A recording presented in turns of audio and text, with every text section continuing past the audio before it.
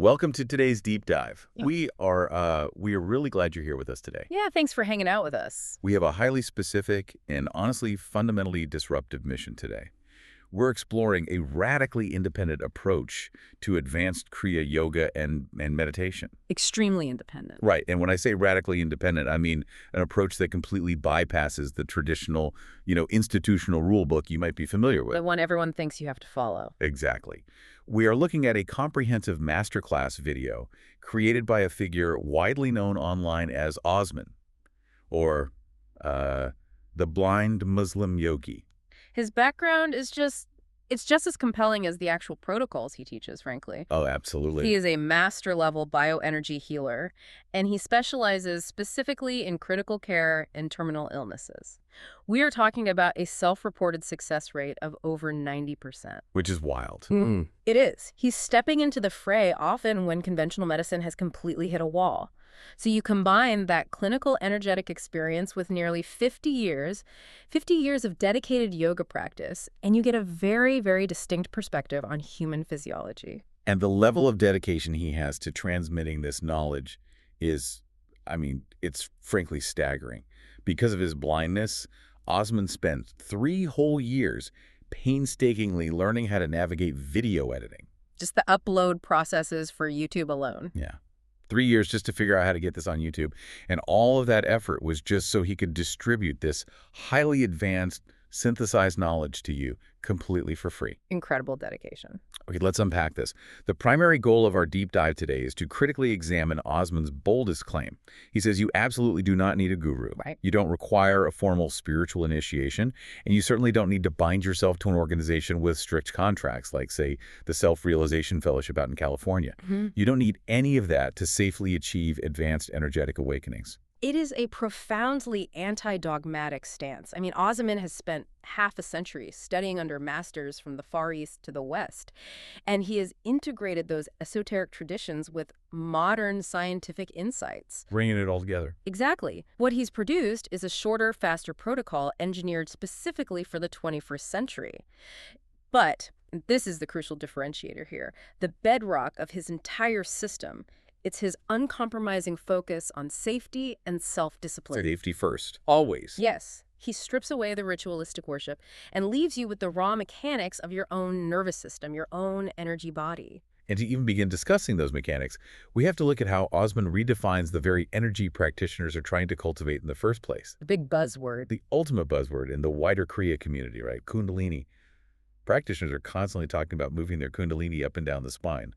But Osman firmly pushes back on this terminology. He really does. He insists that what most advanced practitioners are actually moving is prana, not Kundalini. Which is a massive paradigm shift. What's fascinating here is how Osman delineates the two, because he describes true Kundalini as the literal cosmic energy of the universe. The whole universe. The whole thing. He poses this very grounding, almost rhetorical question. He asks, who can hold the cosmic universe in the body? And the answer is? An unequivocal no one. No one can. So the process we are actually engaging in through these advanced practices is the systematic, safe amplification of prana. We're increasing our capacity to handle current rather than trying to instantly download the entire cosmos into a fragile human nervous system. And Osman is incredibly vocal about why that distinction matters. He points to what he calls the greatest spiritual danger of the modern age, which is involuntary awakenings. Yeah, this is a serious issue. It really is. The standard, sort of romanticized idea of an awakening is someone sitting peacefully under a banyan tree, fully prepared for a shift in consciousness. But Osman argues that modern humans are accidentally triggering massive energetic surges without doing a single ounce of the physical preparation required to house that energy. And the mechanism behind those accidental triggers is tied directly to the intensity of our current culture.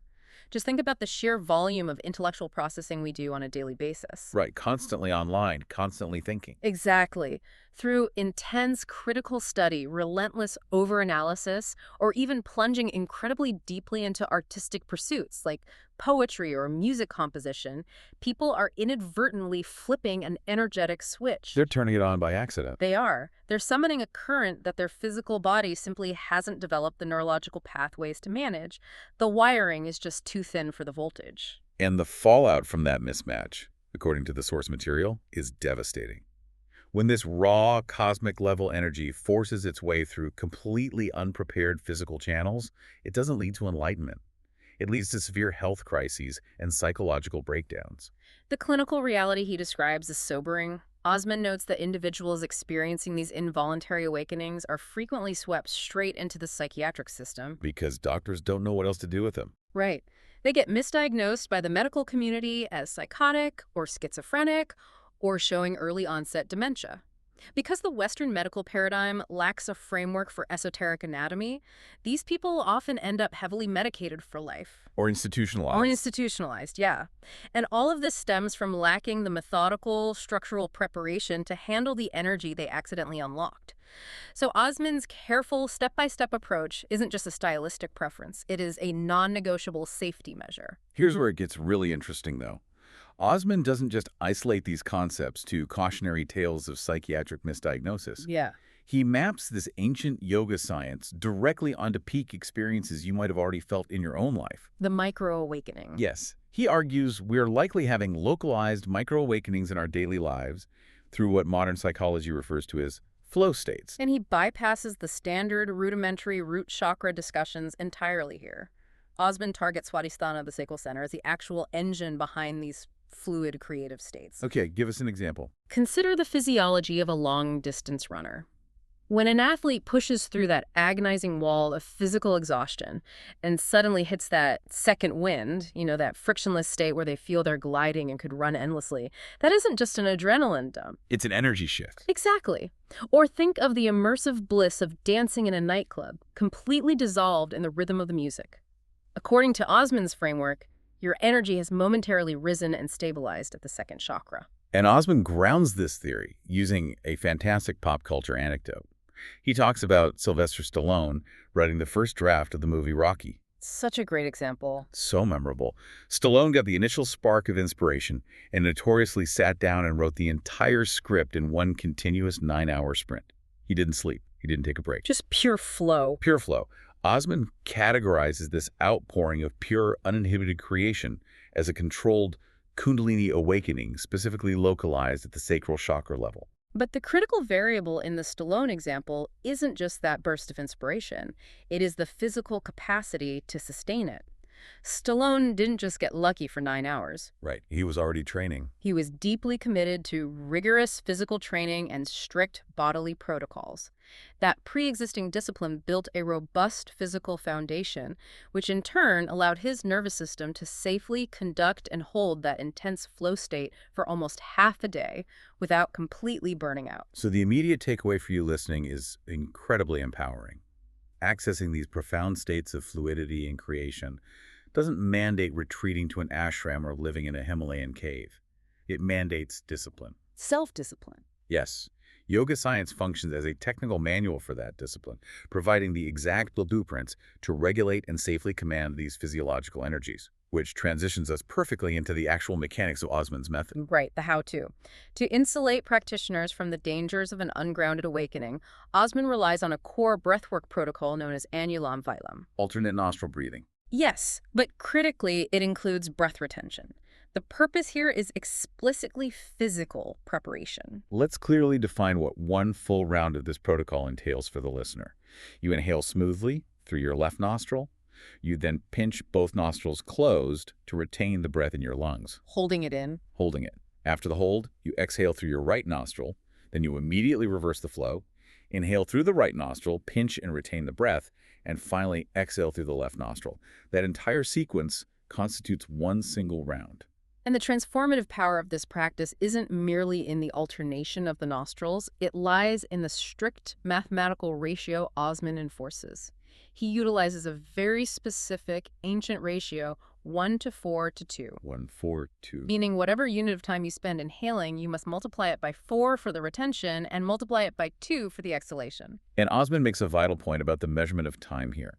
Do not obsess over strict digital clock seconds. Stopwatches. Right. When these esoteric protocols were being mapped out thousands of years ago, nobody was holding a stopwatch.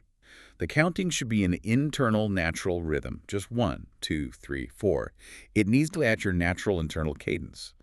So applying that ratio, we look at level 1, of Osman's protocol, which uses the baseline numbers 4, 16, and 8. Applying the 1-4-2 ratio, level 1 dictates that you breathe in for a count of 4, you retain the breath for a count of 16, and you exhale for a count of 8.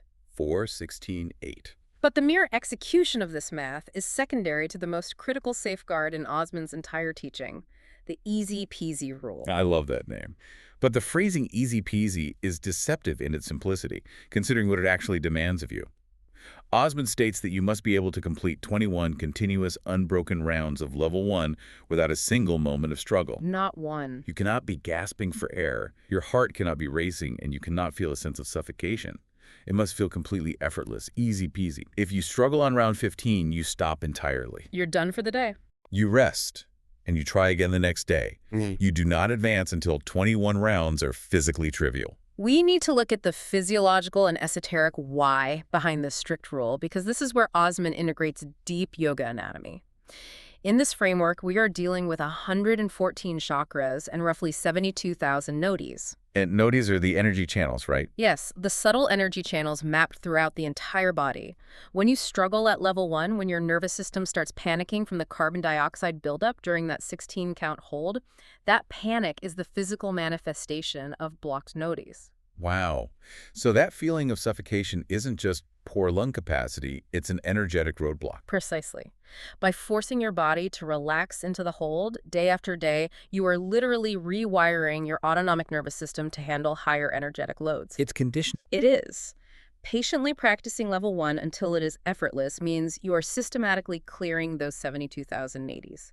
You are structurally fortifying the pathways so that when the voltage eventually increases, the wiring doesn't melt down. The easy-peasy rule is your primary defense against those psychotic breaks Osman warned about earlier. It demands an ego death of its own, just having the patience to stay at level 1. I mean, it might take someone weeks or even months of daily practice before 21 rounds of 4, 16, and 8 feel completely natural. And you just have to accept that pace. Right. But once that structural readiness is achieved, you progress to level 2. The math is straightforward.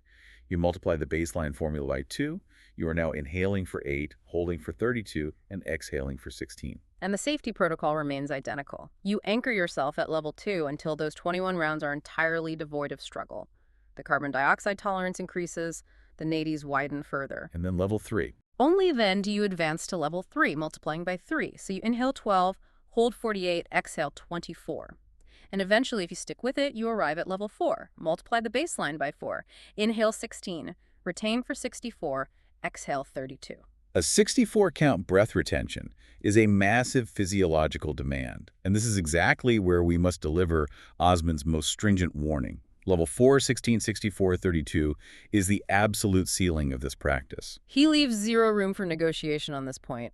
Osman states explicitly to never exceed level 4. Even though mathematically you could. Sure, he mentions his own capability to progress to higher mathematical multiples, but he adamantly refused to cross that threshold. Pushing beyond a 64-count retention transitions the practice from beneficial neurological training to outright physical danger. You're just starving the brain at that point. Exactly. Depriving the human brain of oxygen crosses a biological red line, and the risk of irreversible tissue damage heavily outweighs any esoteric benefit. Level 4 is the maximum safe parameter. Okay, so let's trace the journey so far. You've exercised immense discipline. You've spent the months required to make level 4, 16, 64, 32 feel easy peasy for 21 unbroken rounds. A huge accomplishment. You have fundamentally rewired your autonomic nervous system.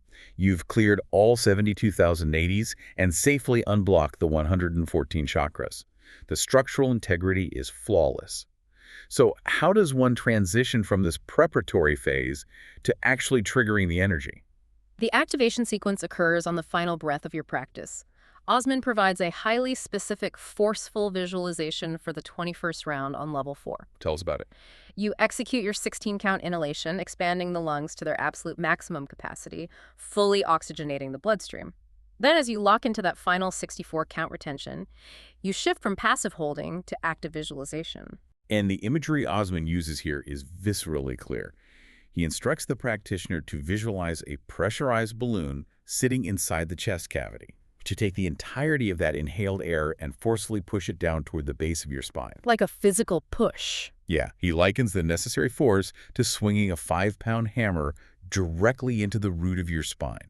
You hold that intense downward pneumatic pressure for a count of 20 or more. In physiological terms, you are creating a localized pressure gradient, very similar to a Valsalva maneuver, that serves as a profound physical cue to the central nervous system. It's sending a signal. Exactly. Osman explains that initiating this hammer technique daily will first yield a subtle trickle of awakened energy. But over time, as those clear donatus acclimate to the flow, that trickle compounds into a massive energetic explosion. And he introduces a fascinating variable regarding how intense that explosion will be depending on the practitioner's lifestyle. Yes, the state of your physical vessel dictates the quality of the energy. Osman notes that if you maintain a plant-based or strictly vegan diet, or if you possess years of prior meditation experience, your internal energy is what he terms more ripe. Ripe energy. The cellular environment is less burdened by heavy digestion or toxic load, meaning the awakening will trigger with significantly higher power and clarity. This circles back entirely to why the agonizingly slow, gradual unblocking process was vital. You are preparing the body to handle a nuclear reactor turning on. So what does this all mean? We have mapped out this rigorous breathing protocol, we're utilizing high-pressure visualizations, and we're methodically clearing an entire esoteric anatomy. What is the actual objective? Is the end goal merely to experience an intense rush of internal current? The energetic surge is almost incidental. It's a symptom of the process, not the destination. Yeah? If we connect this to the bigger picture of Osman's philosophy, the ultimate trajectory is something he calls spiritualizing the physical form. Which sounds intense. It is. By consistently flooding the body with this high-level purified prana through completely unblocked channels, you begin to alter your daily baseline reality.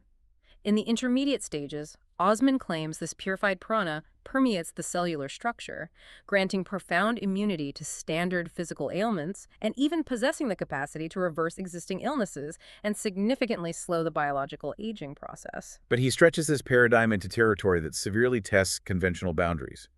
Osman outlines a progression where the purified energy body activates the soul body, which eventually transmutes into the light body. Right. And this provides the roadmap to his ultimate endgame concept, the deathless body. While it borders on science fiction to the modern ear, Osman grounds this concept deeply in specific esoteric traditions.